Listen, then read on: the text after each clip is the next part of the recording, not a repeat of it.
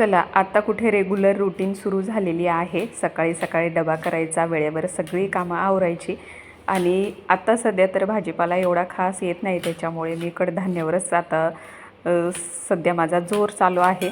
आज मुगाची उसळ बनवून देणार आहे. घरचं मूग आहे आणि हे पौष्टिक आहार मुलांना देणं गरजेचंच असतं. भाजीपाल्यावर इतका फवारा मारलेला असतो, त्याच्यासाठी मूग भिजत घातले होते आणि छान अशी कोरडी उसळ मी त्यांच्यासाठी बनवून देते.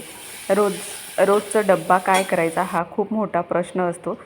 ते ऑप्शन म्हणजे कडधान्य आणि भरपूर असे कडधान्य असतात माझ्याकडे, हेच मी ऑप्शन ठेवते. तर चला इथे मस्त अशी वाटाणे टाकून उसळ तयार झालेली आहे आणि आता दीदीला डब्बा पॅक करून देते. रोज मुलं उठले की तोच प्रश्न असतो, आज डब्याला काय बनवलं.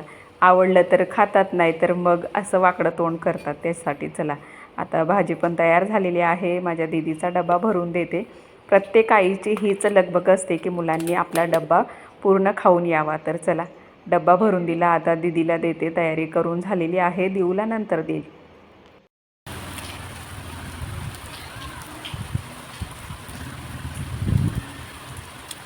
काय झालं, भिजला का?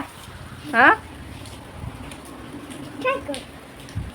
सायकल नको घेऊन जाऊ. सायकल नको काढू भाऊ.